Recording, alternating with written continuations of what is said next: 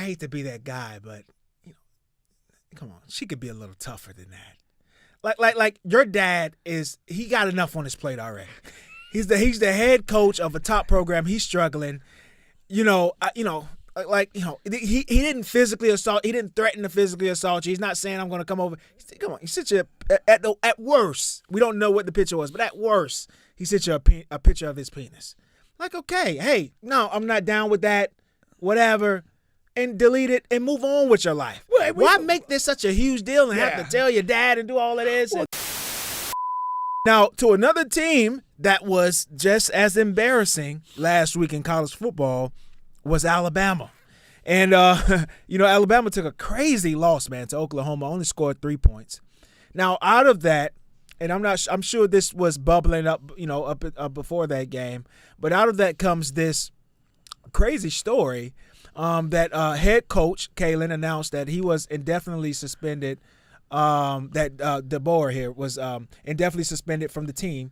The troubled linebacker allegedly sent DeBoer's daughter unsolicited photos. I'm sure those are deep pics. The linebacker is indefinitely suspended from the team. Yeah. After allegedly sending DeBoer's daughter unsolicited photos. Unsolicited's interesting. Yeah. I mean, naturally we think of a dick pic.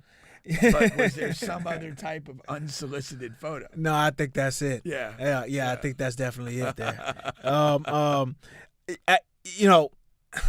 Alabama season, man, it's just been, I know they're putting it all on the quarterback, Jalen, and he hasn't played well. But there has to be a lot of underlying issues in this or situations. This has to be a contributing factor to the season that they're having, along with the coach maybe not being prepared for SEC football. It's it just seems like it's a storm there, SHIT storm, and all of this is just being put together here. Yeah, no, I mean, there's definitely some problems. The SEC is eating itself alive a lot this year. Other than Texas, everybody's got at least 2 losses, and some pretty storied programs are sitting on 3 losses. Yeah. And so, part of it is just that dynamic of the conference, with the addition of Texas and Oklahoma kind of eating itself alive from a competitive standpoint. But again, there's, let's not fool ourselves. Coming in after Nick Saban, the single most successful coach in college football history, was never going to be an easy task. And, don't forget, when Saban would lose a game, there was a contingent of the fan base that wanted to run him out of town. Yeah. Now you drop 3 games, and then you got maybe some of this stuff going on. I don't know. This is definitely something that feels like it wouldn't have been something that happened when Saban was there. Maybe Saban doesn't have a daughter. Could explain. He probably does. But maybe can you suspend your linebacker for doing that? You could suspend him for any reason. Yeah. I mean, you could. What if they were in some sort of? So you're saying is he basically getting treated a different way because these picks went to the coach's daughter? Yeah. I agree with you. That's probably a factor. But let's just take this in a broader context. You would have to have somebody on campus who received unsolicited pics to be comfortable enough complaining to somebody at the university to even put these wheels in motion to suspend a player for sending pics to some other person on campus. Yeah. So it's there's a line. Did you ever see the movie Hoosiers? Yeah, basketball. There's a line in there when it's when a guy gets drunk, walks up on the hilltop and yells naked at the moon, you could kind of ignore it. But when he does that in your living room, you kind of have to deal with it. And that's what we have here. But do we though? Because I think if it's unsolicited, right? Why suspension? That's you should be kicked off the team. Right? Like if you're out sending fair enough D pics or whatever, unsolicited crazy pictures to any woman on campus, why is he still on the team? You know what I mean? No, I get what you're saying. Now indefinite suspension. She got picks from a lot of football players. Come on. Quite true. The indefinite suspension is the very definition of wiggle room. You're not permanently, banning a guy. You're not throwing him off the team. You're just saying he's going to be suspended indefinitely. Realistically, what is this suspension? They play Auburn this week, and then it's over. A bowl. None of those So guys essentially, it's hard to imagine that this isn't essentially a permanent suspension without saying that. Yeah. Maybe he's leaving the door open, and again, leave the door open, and maybe this guy, is genuinely remorseful or whatever. Or the other thing you got to look at is maybe the daughter was sending some pics too. You know what I mean? And while they're not necessarily, hey, please send me a picture of your junk, maybe she was being frisky enough in these texts and messages that it wasn't, completely all this guy's fault. Yeah. And that, there's some moral ambivalence here on the part of coach to be like, yeah, my daughter kind of invited that in a way. And, I'm not gonna go overboard on this guy. And I hate to be that guy, but come on, she could be a little tougher than that. Like your dad he got enough on his plate already. He's the head coach of a top program. He's struggling. He didn't physically assault. He didn't threaten to physically assault you. He's not saying I'm going to come over. Come on, he sent you at worst. We don't know what the picture was, but at worst, he sent you a picture of his penis. Like, okay, hey, no, I'm not down with that. Whatever.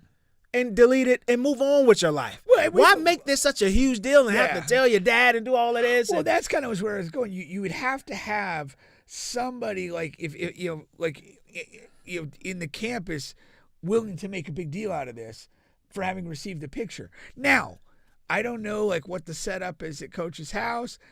Maybe him or his wife or somebody stumbled into this and saw it when they didn't want to see it. And now that's kind of what I was going with. When it's in your living room, you kind of have to deal with it. Yeah. Maybe it was more to it. I don't know. Yeah, maybe she told a friend that told him, I understand there's other circumstances, but you got to kind of keep that in-house if you're the daughter, is what I'm saying. I mean, come on, unless you were, unless he's talking about doing something to you sexually that you didn't welcome at all, or if it's just a picture, leave it at that. Well, the other thing, the other angle, it could have been more of a kind of a stalking type of uncomfortable thing. If that's kind of if that is okay, maybe there was a little chat, maybe he sends a pic, maybe she tried to brush it off. Mm-hmm. And be like, hey, buddy, I don't think we need to communicate any further. Gotcha. And then maybe he kind of keeps reaching out or, doing a bump into her on campus or, whatever. Yeah. So there could definitely be more to the story. Yeah. But again, if you're, if what this guy is doing is really obnoxious in that lane of stalking or doing this, why not throw him off the team? Yeah, for sure. Now, as far as Alabama, Kobe is saying more proof that you never leave a program you establish. It never works for the betterment of the coach or program. Rarely. Leaving Washington for Bama is mind-blowing. No pressure versus the hottest seat. That makes sense. We've seen that happen. The UCF guy leaving. Scott Frost left. But Josh Heupel's done pretty well. Yeah. I don't think I agree with that as a blanket statement. I don't. I think that there's more nuance to it, and I think that we've had episodes where it's worked and others where it hasn't worked. Okay. And I don't think you can just blanket say, hey, never, if you build something, kind of just stay there. Okay. And DeBoer wasn't there for very long. I think he was only 2 years in Washington. Yeah. It's not like he had invested in building a program over an 8 or 9 year period and then abruptly left for Alabama. Yeah. So, I would throw that into the mix too. Okay. Yeah, I don't know. It is an interesting question. Urban Meyer, he left and then went to Ohio State and basically did damn near as well. Yeah. As he did at Florida. So, it's worked for some people. It worked, hasn't worked for others. Yeah. He said Coach Prime left Jackson State and took all of the players with him. Yeah. And Tom Herman left Houston for Texas and was run out of town. Yeah, that was terrible. That was terrible. There is a thing though, from the perspective of just economics of the game, that there's places you're coaching at that are never going to win titles. Yeah. And as a coach, when you're kind of moving up that ladder, you want to ultimately get to a place where you can win a title. I I see mean, what to you're me, saying. I look at Kirby Smart, and I don't know this for a fact, but I mean, he was with Saban for a long time and was regarded as a hot assistant for a long time. And he doesn't take a job until he gets the Georgia job. My gut feeling on that, without speaking to him directly, is that like he knew exactly what he wanted, and he wasn't going to be that guy that goes and jumps ship at Alabama for the Kansas FAU State. job or the Kansas State job Yeah, or the yeah. Maryland job. He was only going to leave when he got to a place he thought could come back and beat Alabama. Yeah. You know, that's what it is. No, that's a good point. That's a good point.